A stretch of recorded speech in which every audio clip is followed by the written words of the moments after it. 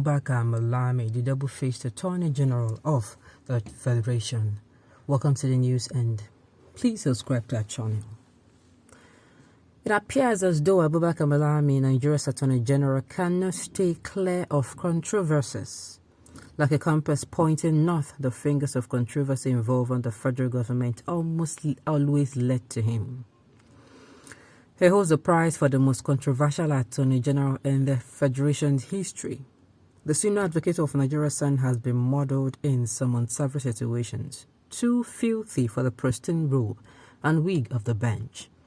He has been accused of using the Economic and Financial Crimes Commission (EFCC) to harm the governor.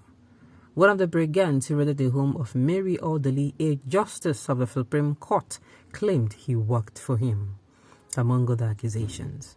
However, his controversy has another layer that represents him as double-faced. He is riddled with contradictions in action, speeches, and writing. He disproves his action with corresponding reaction.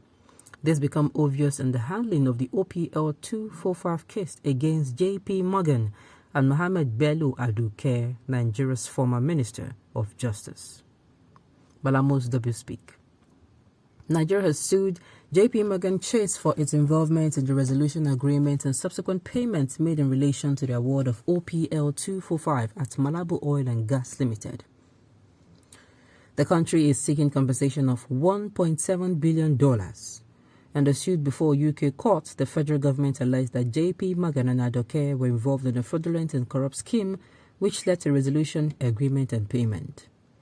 The cable reported how J.P. Morgan's 123-page opening submission disputed that Nigeria has no direct evidence in support of its case that there was a fraudulent and a corrupt scheme was alleged against Aduke and the bank.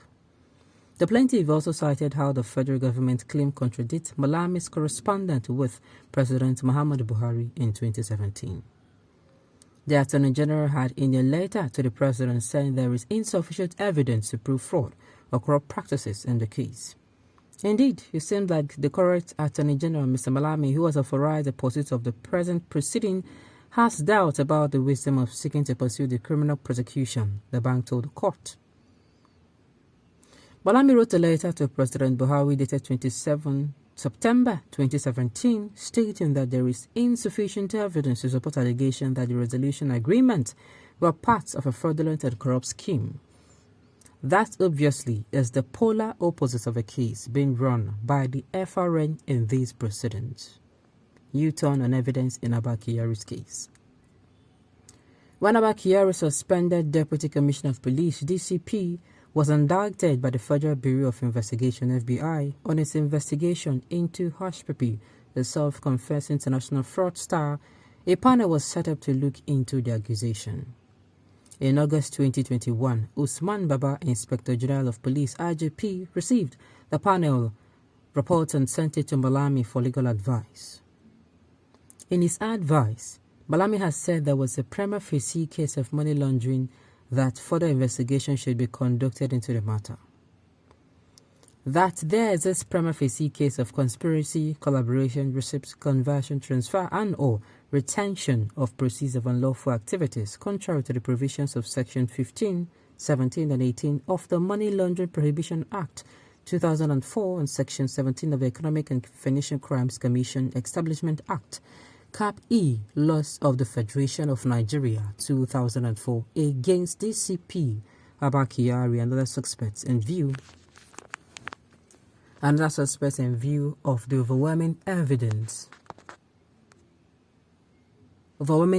showing the nature of his disguised financial transaction and activities with Abbas Hushpuppi, Efe Martins, Usman Ibrahim Waziri, Sikiru Adekoya, Hussein Allah, and Sharon Festus, who are all confirmed members of an international internet fraud network, Malami has said in the legal advice.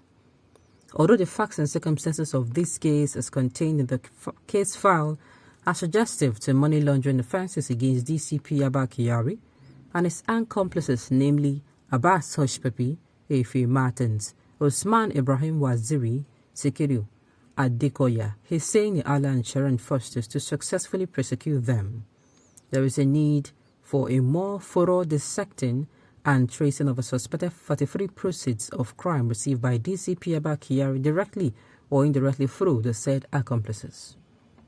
However, a new advice dated February 4th, but which surfaced on Sunday, Malami contradicted his earlier position, saying there is no sufficient evidence that Kyari was involved in money laundering. I am directed to inform you that after a careful study of the said response, wherein you stated that the monies have been traced to Zenith Bank account number 2255416115 belonging to Usman Ibrahim Waziri, Guarantee Trust Bank account number 0130665392 belonging to Adekoya Sikiru, Zenith Bank account number 2080537566 belonging to Hussein Ala and other funds went to Sharon Festus. The monies were withdrawn and utilized by the aforementioned account holders and the lady, the letter reads. It is our view that the above response have not linked the suspect DCP Abba Kyari to the offense of money laundering, as the evidence contained in the case diary is not sufficient to indicate or show that the said monies were laundered directly or indirectly by Kyari to disguise their origin. More so, that the aforementioned recipients or receivers exonerated him in the statement as having nothing to do with the monies. The U-turn has been fueling the speculation that Malami is trying to exonerate Kyari. Supported DSS arrest of Georges in 2016. In 2016, after some operatives for the Department of State Services DSS raided the residence of some Georges in Abuja, Malami defended the operation as a move in an investigation that even constitutionally guaranteed immunity does not prevent. Many lawyers believe the raid to be an insult on the judiciary by the executive. However, the Attorney General did not think so. Once crimes and criminality are concerned, nobody is an exception. I think the undertone should be exclusively the consideration of the exercise of a prima facie case, the existence of reasonable grounds for suspicion of commission of a crime, he had said. And if there are, no member of the legislature, judicial and executive can definitely be exempted from investigation. I think where we are now is a point of investigation, and that is what is taking place. The bottom line is that we have a responsibility to fight corruption. Corruption is a crime, and nobody, regardless of how highly placed, is exempted as far as issues that border on crimes and criminalities are concerned. The limited exception, as we know constitutionally, are the exception of immunity, and to the best of my knowledge, those exceptions do not apply to investigation. For those that are conferred with the immunity, the right to investigate has not been taken away constitutionally. Okay, this breeze where they blow, go blow well. On this note, we have come to the end of the news. We say thank you for tuning in to listen. Until I come here next time, enjoy.